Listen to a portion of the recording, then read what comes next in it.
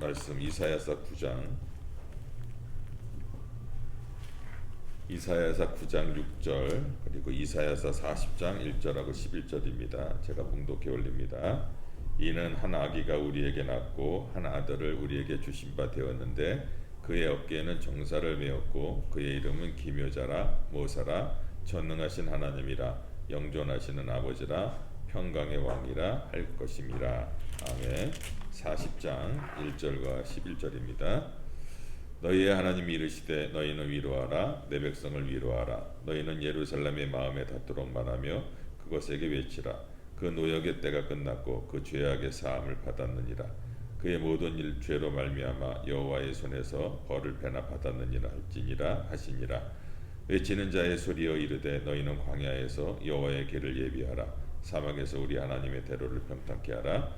골짜기마다 도두어지며 산마다 언덕마다 낮아지며 고르지 아니한 것이 평탄하게 되며 험한 것이 평지가 될 것이라. 여호와의 영광이 나타나고 모든 육체가 그것을 함께 보리라. 이는 여호와의 입이 말씀하셨느니라. 말하는 자의 소리여 이르되 외치라. 대답하되 내가 무엇이라 외치리이까 하니 이르되 모든 육체는 불이요 그의 모든 아름다움은 들의 꽃과 같으니 풀은 마르고 꽃은 시들면 여호와의 기운이 그 위에 불미라. 이 백성은 실로 풀이로다. 풀은 마르고 꽃은 시드나 우리 하나님의 말씀은 영원히 서리라 하라. 아름다운 소식을 시온에 전하는 자여 너는 높은 산에 오르라. 아름다운 소식을 예루살렘에 전하는 자여 너는 힘써 소리를 높이라. 두려워하지 말고 소리를 높여 유다의 성읍들에게 이르기를 너희의 하나님을 보라 하라. 보라 주 여호와께서 장차 강한 자로 임하실 것이요 친히 그의 팔로 다스릴 것이라. 보라 상급이 그에게 있고 보응이 그의 앞에 있으며 그는 목자같이 양떼를 먹이시며 어린 양의 그 팔로 모아 품에 안으시며 젖먹이는 안껍들을 온순히 인도하시리로다. 아멘. 오늘은 내 백성을 위로하라는 제목으로 말씀을 전하겠습니다. 연말이 되다 보니까 이제 크리스마스 캐롤이 여기저기 많이 들립니다. 그리고 핸델의 메시아의 음악도 여기저기서 들려지곤 합니다. 라디오를 틀면 핸델의 메시아가 많이 나옵니다. 저는 개인적으로 핸델의 메시아를 참 좋아하는데 거기서 할렐루야 이 부분을 되게 좋아합니다. 그래서 핸델의 메시아를 좀 찾아보았더니 이래서 핸델의 메시아가 많은 사람들에게 사랑을 받는구나 라는 생각을 갖게 되었습니다. 핸델의 메시아는 세 가지 점에서 우리에게 유명한데 이 대작이 단숨에 지어졌다라는 거예요. 첫째 날과 끝날을 빼고 일부 예언과 탄생은 불과 7일 만에 만들었고 2부 순환과 속죄가 9일 만에 만들었고 3부 부활과 영생이 6일 만에 만들어졌다고 합니다. 이 메시아를 잡고 갈 때 이 핸델은 정말 식음을 전폐하고 두문불출하면서 내내 감동하면서 울면서 이 노래를 작곡을 했다고 합니다. 이 곡을 완성하고 나서 그 악보를 들고 그는 하나님이 이 곡을 쓰셨다, 하나님이 하셨다라고 고백을 합니다. 1742년도에 스웨덴에 있는 아이들랜드의 수도 더블린에서 최초 공연이 있었고 1750년도에는 이것을 영국에서 연주했는데 영국의 국왕 조지 2세가 할렐루야 합창단을 하는데 너무 감격스러워서 앉아 있을 수가 없었어요. 그래서 할렐루야 그 합창을 할 때 조지 왕 2세가 일어나서 이 찬양을 듣습니다. 그때부터 이 전통이 되어서 오늘날 할렐루야 합창이 시작되면 모두 자리에서 일어나는 것으로 유명합니다. 다 그 오페라 메시아 가보셨죠? 그러니까 할렐루야 할 때는 모든 관객들도 다 일어나지 않습니까? 거기에서 유래됐다고 합니다. 그래서 이 핸델의 메시아는 서곡이 이렇게 이제 끝나면서 테너 독창이 내 백성을 위로하라라는 독창으로 시작되고 합창한 마지막에 죽임당하신 어린 양의 이 코러스로 마감을 합니다. 이 작품을 쓰기까지 이 핸델이요 고난의 연속이었대요. 알고 보니까 이 뛰어난 작곡가임에도 불구하고 음악가임에도 불구하고 그 실력을 발휘하지 못하는, 인정받지 못하는, 그래서 공연할 때마다 사람들이 오지 않고 뭐 이게 뭐 되지가 않는 거예요.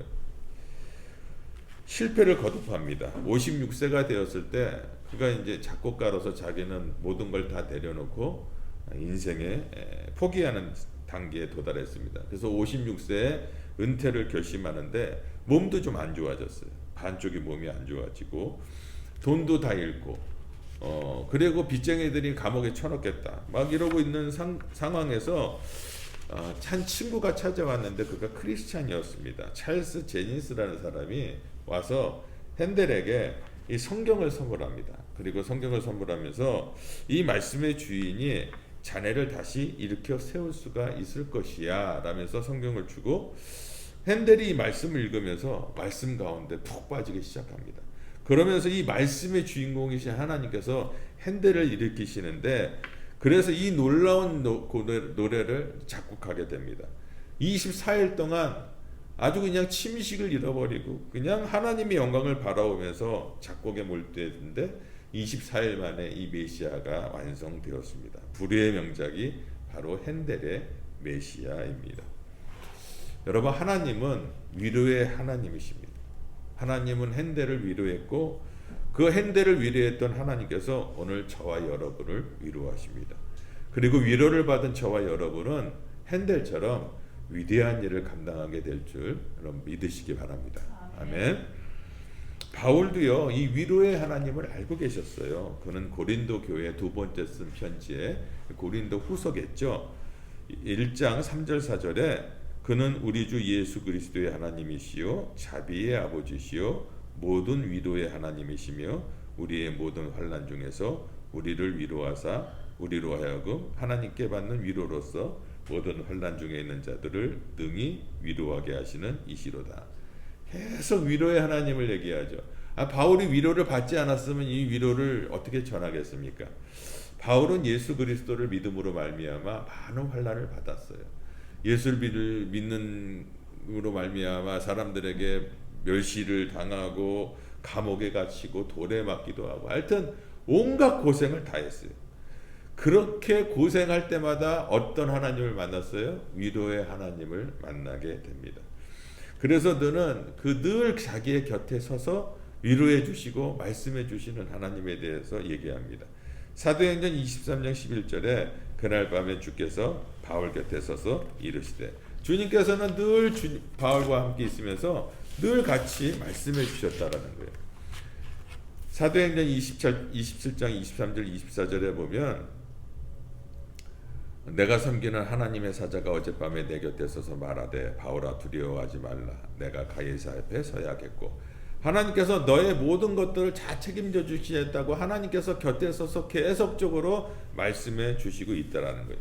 디모데후서 4장 17절에는 주께서 내 곁에 서서 나를 강건하게 하신다. 여러분 전능하신 하나님께서 내 곁에 서서 나를 강건하게 하신다. 이 사실을 여러분 믿으세요? 바울뿐만 아니라 여러분 다윗도 위로의 하나님을 알고 있었어요. 우리는 다윗을 보면은 매우 행복한 사람으로 알고 있죠. 그래서 복에 대해서 잘 얘기하지 않습니까? 시편 1편을 보면 복 있는 사람, 행복한 사람, 복 있는 사람은 악인의 길을 쫓지 아니하며 죄인의 길에 서지 아니하며 오만한 자의 자리에 앉지 아니하고 오직 여호와의 율법을 즐거워하며 그 율법을 주야로 묵상하는 자도라. 근데 여러분 성서학자들이 말하기를 이 원문은 이렇게 해석하는 게 더 맞대요. 행복하여라 여호와의 가르침을 기뻐하고 그 가르침을 밤낮으로 읽으며 늘 명상하는 사람은. 이 성서학자들이 이렇게 좀 해석하는 것이 더 원문에 가깝다 뭐 이렇게 얘기합니다. 여러분 다윗이 어떻게 해서 행복했습니까? 다윗은 권력도 있었고요 부귀 영화를 다 누린 사람입니다. 그런데 그것 때문에 행복하다는 것이 아니라 다윗은 뭐라고요? 하나님의 말씀과 행복을 연결시킨다라는 거예요. 하나님의 말씀이 그를 위로했고 그를 행복자로 만들었다라고 고백을 합니다. 그는 생애를 전체를 볼 때는 참 행복했는데 안에 들여다보면 행복할 수 있는 상황들이 아니었어요. 여러 가지로. 다윗의 아들이 있어요. 아들 누구십니까? 압살롬이 있잖아요. 압살롬이 구테타를 일으키죠.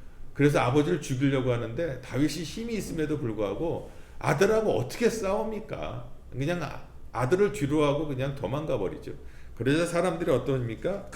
막 비웃고 막 그를 막 비웃고 막 그랬어요. 왕이 도망간다 그러고. 그때 시편 3편에 이렇게 다윗이 고백합니다. 3절 6절 8절에 여호와여 주는 나의 방패시요 나의 영광이시요 나의 머리를 드시는 자이다. 천만인이 나를 둘러치려 하여도 나는 두려워 아니하리로다. 구원은 여호와께 있사오니 주의 복을 주의 백성에게 내리소서. 그러니까 다윗은 여러 가지 어려움이 있음에도 불구하고 뭐예요? 하나님께서 함께 하심으로 나는 행복하다는, 괜찮다라는 거예요. 방패라고 얘기하잖아요. 쉐일드. 여러분 자동차에 바람막이 윈드 쉴드가 있는데 자동차 유리를 얘기하지 않습니까? 앞에 여러분 유리 없이 운전해 보실 적 있으세요? 그런 차 타본 적 있으세요? 아니 오픈카라고 그래도 자동차 유리는 있어요. 앞에 유리는 있습니다. 제가 예전에 젊었을 때 청평에 가고 보트를 한번 타게 됐는데 비가 좀 갑자기 비가 쏘나이가 돼요. 엄청나게 내려서 확 내리는데 보트를 타게 됐는데 보트 타는 중에 이게 쏘나이가 확 내리는데 여러분 보트가 한 70km 막 80km 가거든요. 얼굴이 파이는 줄 알았어요. 마귀가 없으니까 얼굴이 이제 뛰어나 따다다다다 하는데 이건 어디 감당이 안 돼. 그래서 얼굴을 숙이고 보트를 타는데 얼굴을 숙이고 막 가갖고 끝나고 나서 이렇게 얼굴이 들었어요. 그래서 여러분들 보트를 타니까 청평호수에서 얼마나 아름다운 걸 보셨어요 그러는데 하나도 기억이 나지 않습니다. 너무나 아파갖고 얼굴 숙여갖고 뭘 보았는지 몰라요. 그런데 다윗은 나를 보호하시는 방패, 쉴드 되시는 하나님께서 나의 어려움과 모든 역경을 막아주신다라고 해요. 하나님이 막아주시니까 나는 평안하고 그래서 하나님께 영광을 돌린다라고 얘기를 합니다. 그리고 다윗이 뭐라고 하냐면 나의 머리를 드시는 분이래요.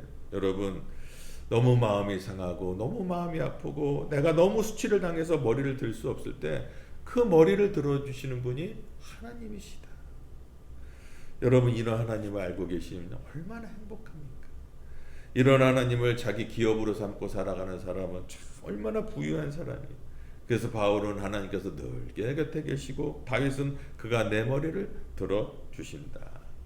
여러분의 어렵고 힘든 일들 오늘 주님께서 여러분의 머리를 들어주실 줄 믿으시기 바랍니다. 하나님은 어제나 오늘이나 내일이나 동일하신 하나님이에요. 그 당시에 바울의 하나님이나 다윗의 하나님이나 동일하신 하나님께서 오늘 저와 함께 계시고 그 하나님께서 육신의 몸을 입고 이 땅에 오셔서 십자가에서 자기의 몸을 드림으로 우리를 구원해 주셨습니다. 그 십자가에서 우리를 위로해 주시는 거예요. 여러분 십자가를 바라볼 때 무엇을 느끼십니까? 아, 우리를 구원해 주셨다. 맞습니다. 그러나 우리의 죄만 대신한 것이 아니라 예수님께서는 그 십자가에서 우리의 모든 아픔과 고통과 슬픔을 다 알고 계신다고 그 주님께서 말씀하고 있는 거예요. 십자가를 통해서. 이사야서 9장 6절의 말씀에 보면 한 아기가 낳았다고 그러는데 그 아들 이름을 우리에게 주신 바 되었는데 그 어깨에 정사를 메었고 그 이름은 기묘자라 모사라. 한 아기가 우리에게 낳았는데 그 아이가 정말 우리에게 행복을 주기 위해서 우리를 구원하시기 위해서 우리의 머리를 들어주시기 위해서 오셨어요. 근데 어디에 오셨어요? 말구에 오셨어요. 여러분. 아니 세상에 태어나도 날 데가 없어서 말구에 태어납니까? 아무리 어렵고 힘들어도. 근데 말구에 태어나자마자 로마로부터 유대왕으로 임명된 헤롯의 살육의 칼이 그의 목숨을 노리고 있었어요. 영아 학살 명령. 이 메시아가 이게 나타난다고 그러니까 2살 이하로는 다 죽여라. 헤롯이 명령하지 않습니까? 그래갖고 그 어린 아기가 태어나자마자 도망가는 거예요. 도망가기 시작했어요. 참 그의 인생을 보면은 참 고통으로 시작해서 고통으로 마치셨어요. 그분은 그 고통을 다 겪으셨기 때문에 히브리서 4장 15절에 우리에게 있는 대제사장이신 예수님은 우리의 연약함을 다 체휼했다라고 말씀하고 있어요. 다 겪었다고 얘기하세요. 그래서 우리의 아픔과 고통과 슬픔을 다 아신다고 그래서 우리를 위로할 수 있다고 합니다. 주님께서 잡히시던 날 밤 최후의 만찬에서 오늘 밤에 너희가 나를 다 버릴 거야. 그렇게 얘기하자 베드로가 뭐라고 합니까? 다른 사람은 다 버려도 난 안 버립니다. 그러자 예수님께서 닭이 울기 전에 네가 나를 3번 부인할 거야. 안 그렇지 않습니다. 그럴 때 어떻게 했습니까? 어떻게 됐죠? 다 도망갔어요. 몇 시간 지나자 다 도망갔어요. 3년 동안 주님을 따라다니면서 죽은 자가 살아나고 눈먼 자가 떠지고 사람 질병을 고치시고 풍랑을 잔잔케 하시고 오병이의 기적으로 수천 명 수만 명을 먹이시고 여러 가지 기적을 다 경험했던 사람들. 전도사님 그런 기적을 좀 경험했으면 안 떠날 것 같지 않아요? 그런데 그렇게 수많은 기적을 다 경험했던 자들이 뭐예요? 예수님이 십자가를 질 때 주님 제가 좀 대신 져주겠습니다. 제가 골고다까지 가겠습니다. 라는 제자가 한 명도 없었다. 그리고 십자가에서 온 벌거벗겨져서 많은 사람들에게 수치와 침을 뱉으며 조롱하는 그런 수치를 당하셨습니다.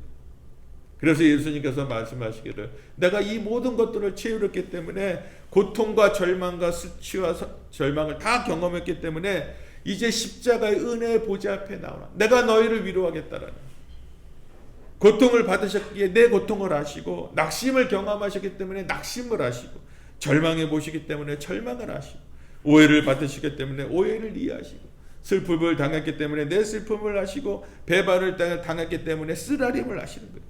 그래서 그분은 나의 진정한 상담자요 위로자요 지혜자가 되시는 거예요. 그래서 우리는 이 찬송을 참 좋아하지 않습니까?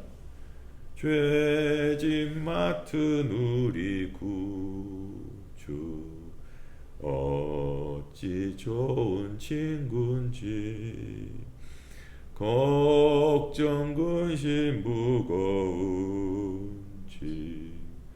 우리 주께 맡기세 주께 고함 없는 고로 복을 받지 못하네 사람들이 어찌하여 아랠 줄을 모를까. 여러분 우리 주님께 다 고하십시오. 다 아뢰십시오. 평화의 계절 아기 얘기로 오신 예수님께서 진정 우리의 위로자가 되셔서 우리의 모든 고통과 슬픔을 다 위로하시고 해결해 주실 줄 여러분 믿으시기 바랍니다. 그의 분을 만나면 내 인생은 새로워집니다. 그분이 나를 만드셨기 때문에 그리고 그분은 내 육체도 내 지혜도 내 영혼도 만드신 그분이 내 질병도 다 고치시고 그분이 해결 못할 문제는 아무것도 없다라는 거예요.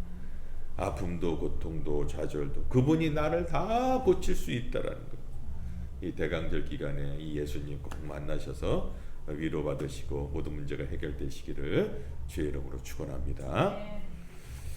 오늘 말씀과 함께 위로와 함께 이제 자유를 선포하세요. 묶여 사는 사람들이 너무 많아. 예수를 믿는데도 자유하셔야 됩니다. 이사야서 40장 2절에 보면은 복역의 때가 끝났고 죄악이 사함을 입었다.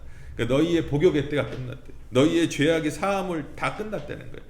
이제 모든 죄가 용서받음으로 지긋지긋했던 포로 생활이 끝났다라는 거예요. 이제 너희는 조국으로 돌아갈 수 있게 되었다라는 거예요. 여러분 8.15 광복절 나는 모르지만은 우리가 일제 식민지 했을 때 해방되었을 때 그분들의 심정은 어땠을까? 이거 이렇게 보면은 막 너무 행복해하고 막 태극기 들고 막 대한독립 만세 만세 그래. 이제 해방되었다라는 거예요. 해방되었는데 계속 일제 순사의 눈치를 보면서 해방되었대 대한독립 만세 했는데 제가 또 날 그러지 않을까 하고 그렇게 살 필요 없잖아요. 예? 해방되었는데 주님께서는 해방시켜줬어요. 복음 중에 복음은 예수 구원하신다. 가장 기쁜 소식은 우리를 죄에서 용서해 주시고 우리를 해방시켰다라는 거예요. 여러분 죄가 있으면 하나님과의 관계가 성립될 수가 없잖아요. 그 모든 죄를 우리 예수님께서 십자가에서 단번에 우리의 죄를 용서해 주셨다는 거예요. 그래서 하나님과의 관계가 이제 형성되었어요. 죄를 용서받아야 진정한 평화가 있는 거예요. 예수 그리스도로 말미암아 용서를 받으면 진정한 평화가 우리 마음에 있어요. 예수 없이 진정한 평화는 없습니다. 잠시 편안하던 건 있을 수 있어요. 그러나 일시적이죠. 좀 지나보세요. 또 두렵고 또 어렵고 또 힘들고 그러나 예수 그리스도로 말미암아 진정한 평화가 있는 거예요. 우리 예수님께서는요, 이 평화를 주시러 오셨다라는 거예요. 정말 이 시대에 너무너무 힘들어요. 내 마음의 평강을 지키기가 너무너무 힘듭니다. 코로나 이후로 고금리, 이 눈만 감으면 물가가 올라요. 예? 갤러리아 가보세요. 한국에서 들으시는 분들은 갤러리아가 어딘지 모르지만 이 토론토에 있는 한국마트인데, 옛날에는 그래도 100불 주면은 손에다가 이렇게 좀 갖고 나왔는데, 요즘엔 100불 하면 비닐봉지 딱 2봉지요. 집세가 옛날에 코로나 전에는 1600불 이 정도면 살았어요. 방 4개짜리. 지금은 방 3개짜리 얻으려면 얼마예요? 3500불입니다. 4000불 가까이 됩니다. 하루하루가 살 얼음판을 걷는 그런 상황이에요. 사실 많은 분들 만나오면 너무너무 힘들다고 그래요. 미래가 불안하고 자녀들의 삶이, 우리의 가정이 굉장히 불안합니다. 그러나 여러분, 걱정과 불안해 주는 그런 것에 귀 기울이지 마세요. 요한복음 14장 27절에 나의 평안을 너에게 주노라고 말씀하시는 그 평안을 생각하십시오. 여러분, 주님께서 주시는 평안 가운데 주님께서 우리의 모든 문제를 해결해 주실 줄 믿으시기 바랍니다. 아멘. 예. 하나님이 주시는 두 번째 위로는 너의 삶을 좀 다스리겠다라는 거예요. 친히 다스리겠다. 내가 간섭하겠다라는 거예요. 이 역사에 친히 간섭하겠다. 그래서 40장 4절 5절에 보면, 이사야서 40장 4절 5절에 골짜기마다 도두어지며 산마다 작은 산마다 낮아지며 고르지 않은 곳이 평평하게 되며 험한 곳이 평지가 될 것이라, 이렇게 얘기합니다. 하나님께서 말씀하시는 바면은 이렇게 울뚝 솟은 데가 평탄해지고 움푹 돋은 데가 올라와서 평탄해지고, 주님께서 다 이 모든 것들을 만드실 거라고 얘기하고 있어요. 우리의 어려움을 다 평탄케 하시고 우리의 묶여있는 것들을 다 평탄케 하시겠다라고 말씀하고 있어요. 그리고 우리의 육체가 영광을 볼 것이라고 말합니다. 여기서 이 세상을 통치하는 하나님의 모습을 볼 수가 있죠. 여러분, 이 땅에 오신 예수님은 어떤 예수님이세요? 통치의 예수님이에요. 통치자세요. 그분의 어깨에 뭐예요? 정사를 메었고, 어깨라는 것은요, 권력을 얘기합니다. 예? 그 당시에 이 원어로 말하면 권세를 얘기해요. 권력. 우리가 어깨 좋은 사람 만났을 때 뭐라고 합니까? 어깨가 딱 벌어졌다고 해요. 저는 어좁입니다. 어깨가 너무 좁아. 어좁이에요. 우리 아들도 나를 닮아서 어좁이야. 어깨가 좁아요. 근데 아기 예수님께서는 세상을 다스리는 어깨, 권세를 어깨에 메었다고 해요. 권세가 있다라는 거예요. 그 당시 유대 사람들은요, 이스라엘과 아시리아의 공격으로 풍전 등화 같은 운명이었어요. 그런 상황 속에서 이사야 선지자는 뭐라고 얘기해요? 오직 하나님만 신뢰하자. 여러분, 좀만 기다리십시오. 하나님께서 여러분을 구원하실 것입니다. 그러니 하나님만을 바라보세요. 전능하신 하나님께서 아기 예수를 메시아를 보낼 것입니다. 그분은 만국을 통치하시고 열방을 통치하시고 우리 개개인을 통치하실 것입니다. 그 예수님이 메시아가 오니까 그분을 신뢰하고 그분을 기다리라고 선포하고 있는 거예요. 유다 백성은 여러분 하나님의 백성인 거 아시지 않습니까? 그러면 하나님만을 의지해야 되잖아요.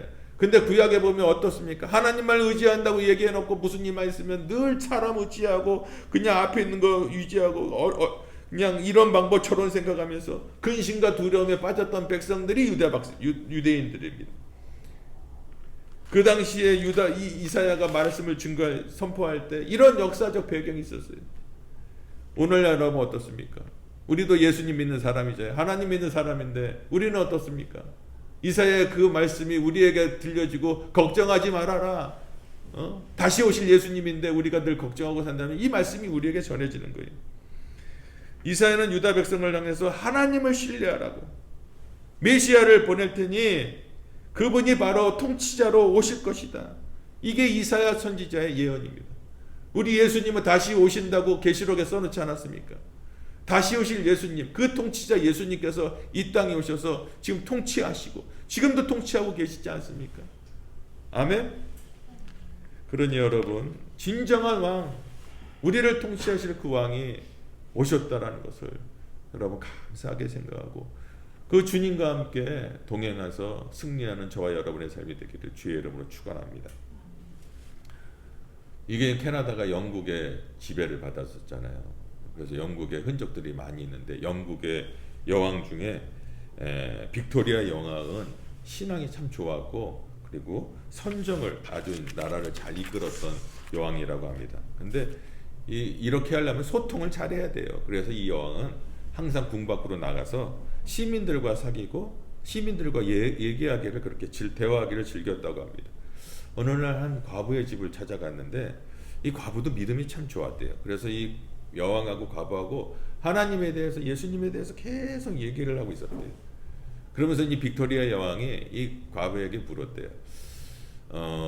이 집에 찾아온 손님 중에 혹시 가장 고귀한 손님이 누구십니까? 이렇게 질문했을 때 이 여왕의 마음은 네, 바로 우리 예수님이십니다. 이렇게 대답을 받길 원했는데 이 과부가 얘기하기를 네, 우리 집에 오신 손님 중에 가장 고귀한 분은 바로 빅토리아 여왕이십니다. 그러니까 실망했어요. 가귀한 손님은 우리 예수님 아닐까요? 그랬더니 그 과부가 하는 얘기가 예수님은 손님이 아닙니다. 예수님은 주인이십니다. 저의 주인이시기 때문에 저와 함께 계십니다. 이 집의 주인도 우리 예수님이십니다. 그 말을 듣고 얼마나 여왕이 감동을 받았는지 여러분 지금 우리가 성탄절을 이제 한 주 앞두고 있는데 우리 예수님 이 성탄절에 가끔 찾아오는 나의 손님이십니까? 아니면 내 인생의 통치자로 예수님을 모시고 있습니까? 한 주 남기고 우리의 믿음을 한번 되돌아보았으면 좋겠습니다. 마지막으로 우리 주님은 평화의 왕으로 오셨다. 요즘 뉴스만 틀면요, 총기 난사 사건으로 전쟁으로 뉴스 틀기가 너무나 겁이 나요. 사람 죽이는 게 뭐 20-30명 주는 건 우습고 지금 뭐 러시아하고 거기 전쟁 또 이스라엘과 또 팔레스타인 전쟁으로 얼마나 많은 사람들이 죽어갑니까? 예전에 제가 미국의 총기 난사 사건 중에 좀 아주 충격적인 게 있었는데 몇 년 전에 어떤 야가 아버지를 죽이고 그리고 형제도 죽이고 자기 어머니가 일하는 학교에 가고 엄마도 쏴 죽이고 거기에 있는 학생들도 죽인 총 27명을 죽인 그런 총기 난사 사건이 있었습니다. 너무나 가슴 아픈 일이죠. 자기를 가정에서 인정해 주지 않았다고 어떤 그런 것 때문에 불만을 품고 그런 참극을 저지른 일이었습니다. 그리고 자기도 죽었습니다. 종말이 오면 올수록 정말 이 땅의 평강의 예수님께서 정말 온 세상을 좀 다스려야 하셔야 되지 않겠습니까? 우리가 예수님을 초대해야 되지 않겠습니까? 이사야 9장 6절에 보면 보통 아니라 평강의 왕으로 오셨다라고 얘기합니다. 고대 왕의 이미지는 힘, 아주 그냥 잔인한 힘으로 아주 그냥 민중들을 다스리는 독재자. 요즘 세상에 보세요. 왜 이렇게 어려운 일이 많습니까? 요즘 독재자 스타일이 너무 많아. 그러다 보니까 막 전쟁이 일어나고 막 죽고 그러잖아요. 그런데 왕은 왕인데 평화의 왕이래요. 우리 예수님은 이런 뭐 독재로 이런 하시는 분이 아니라 아기로 오셨다라는 거예요. 평화의 왕으로. 그래서 누구든지 돈 있는 사람이건 없는 사람이건 권력이 있는 사람이건 없는 사람이건 어느 누구든지 오셔서 함께 할 수 있는 평화의 왕으로 오셨다. 그분이 가는 곳마다 진정한 평강이 있다라고 얘기를 합니다. 그래서 천군 천사들이 노래하기를 누가복음 2장 14절에 지극히 높은 곳에서는 하나님께 영광이요 땅에서는 하나님이 기뻐하신 사람들 중에 평화로다. 예수님께서 제자들과 가르치시고 한 3년을 가르치시고 떠나게 되면서 예수님께서 다시 죽은 지 부활하사 제자들에게 나타내셔서 하신 말씀이 뭐예요? 평강이 있을지어다. 우리에게 참 평강의 왕으로 오셨다고 성경은 말합니다. 지금 이 어지러운 세상에 이 모든 문제를 해결할 수 있는 분이 누구세요? 예수 그리스도. 제가 말씀드릴 테니까 여러분께서는 그 답을 한번 예수 그리스도라고 답해 주시기 바랍니다. 여러분, 평화의 왕은 누구십니까? 우리 가정에 평화를 주시는 분은 누구십니까? 나라와 나라 사이, 민족과 민족 사이의 분쟁을 해결할 수 있는 분이 누구십니까? 우리 교회를 평화의 공동체로 만들 수 있는 분이 누구십니까? 빈부귀천을 막론하고 유무식을 막론하고 누구나 쉽게 접근할 수 있는 분은 누구세요? 길이요 진리요 생명이신 분이 누구십니까? 하나님이 우리에게 주신 구원받을 수 있는 유일한 이름이 무엇입니까? 하나님이 인간 되신 분이 누구십니까? 우리에게 영원한 생명을 주신 분이 누구십니까? 이 세상을 판단하실 최후의 심판자는 누구십니까? 부모와 자식 사이의 갈등, 형제들 간의 갈등을 해결해 줄 수 있는 분은 누구십니까? 그렇습니다. 예수 그리스도밖에 없습니다. 이 세상의 모든 문제를 해결할 수 있는 분은 평강의 왕으로 오신 예수님만이 이 모든 문제를 해결할 수밖에 없습니다. 전쟁이 일어나는 그곳에, 사건이 일어나는 그곳에, 어려움이 있는 그곳에 예수 그리스도가 있음으로 말미암아 진정한 평강이 올 것입니다. 우리 모두 평강의 왕 앞에 엎드렸으면 좋겠습니다. 빌립보서 2장 10절에 보면 모든 무릎이 그 앞에 꿇게 될 것이다. 만물이 그로 말미암아 지어졌기 때문에 만물이 그에게 무릎을 꿇을 것입니다. 동방박사의 분들 아시지 않습니까? 아기 예수로 온 메시아에게 경배하기 위해 오셨고 무릎 꿇고 경배했습니다.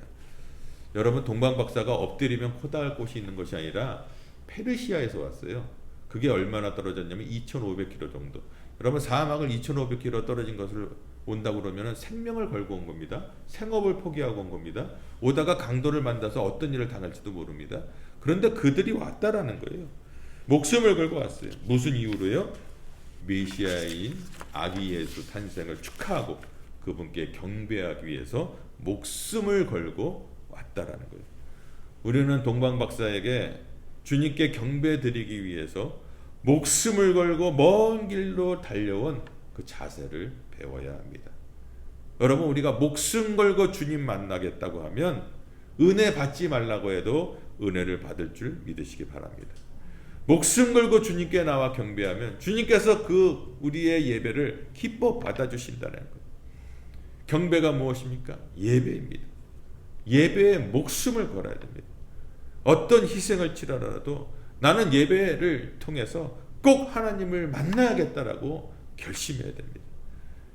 분명히 여러분, 그 예수님을 만나면 여러분의 삶은 달라질 것입니다. 나의 왕, 나의 주인이요 통치자이요 위로자이신 이 예수님을 이 대강절 기간에 꼭 만나기를 주의 이름으로 축원합니다. 기도하겠습니다. 전능하신 아버지,